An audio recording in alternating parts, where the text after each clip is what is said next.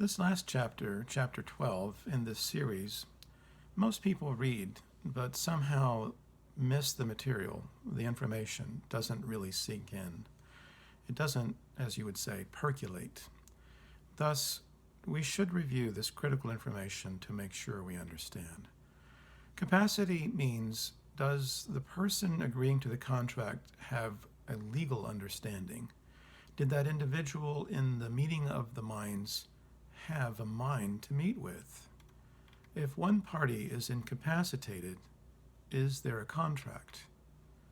Well, the answer is rather logical. No, you don't. How can you have a meeting of the minds when there's no mind to meet with? So most people understand that individuals can lack capacity for a large number of reasons: senile dementia, trauma-induced brain injury, and more. But one of the most common in business is the lack of the age of majority. In other words, the individual is still a minor, and minors, by most state law, lack capacity to form contracts. Consider the following examples. And by the way, if you're not 18, this lecture has a critical lesson for you. And I'm not giving customized legal advice here. Please speak to your attorney if you have more questions on this particular issue for your own personal legal direction. States have drawn a line in the sand, so to speak, and picked 18 years of age as the choice age for when a majority is reached. The rule is quite uniform among the states. So we could say if you're above 18, you have capacity, you have a brain. You can agree on a contract, but below 18, no. You lack a brain to form a contract, so to speak. You have no mind to meet with. And by the way, let me talk about how this rule does not apply to other areas. It does not apply to criminal law, especially. Here we are strictly limiting our discussion to contract law. Let's use an example to make our understanding clearer.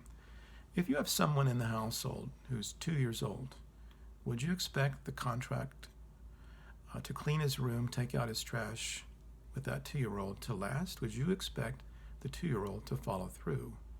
No. The 2-year-old might somehow verbalize or grunt that he would understand to clean his room, but that's not going to last any time at all. Thus, you wouldn't think of suing the 2-year-old. But if you had a 12-year-old, that person has a great deal of verbal skills. If the 12-year-old agrees, basically, to clean her room and receive compensation from you, that agreement might last a couple of weeks at most, but you wouldn't expect in 3 or 4 weeks, when the 12-year-old forgets to clean her room or take out the trash, that you would then sue the 12-year-old for breach of contract. Likewise, the same is true for a person of 17 years of age. Indeed, most 17-year-olds look mature. Their physical structure, at least outside, is almost fully grown. Fitness is developed, and so why can't we hold this person to a contract? Well, the state says under 18 there is no mind, there is no capacity, there is no brain, there is no ability to have a meeting of the minds. We refer to it as legal incapacity. A typical situation for someone who's 17, 17 and a half, but not 18, is that they enter into a cell phone contract. When they learn this lesson about capacity, they often end up asking me, "Can I get out of that contract? I don't like my plan."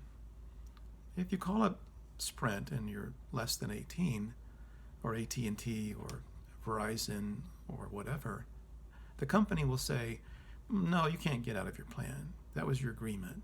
It's legally binding." But as soon as the 17-year-old says, "But I'm a minor," indeed, the company will release their rights to sue because the telephone company, Sprint or AT&T, they've all taken this class. They know the law that whoever is under 18 cannot be held to a contract, generally speaking. That minor has the right to disaffirm the agreement. The adult is held but the minor has the right to disaffirm. Well, perhaps a minor who has a large sum of money from a birthday gift buys a car from you, and you're the car dealer.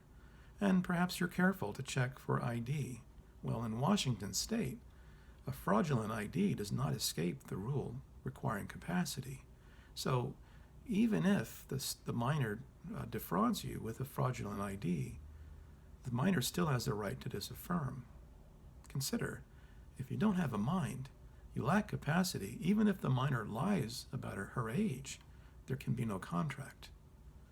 The minor then drives 2 blocks, wraps the car around a telephone pole, walks back and says, "Here's your keys, go get your car. I want my $10,000 purchase price back." Do you owe that person the purchase price? Do you have to give that money back? Yes, you do. Well, why? Because there was never a contract. You just loaned your car basically to a minor, even if you didn't know she was a minor. There's an exception to this rule on capacity, which is contracts for necessities, which we'll refer to in the next video.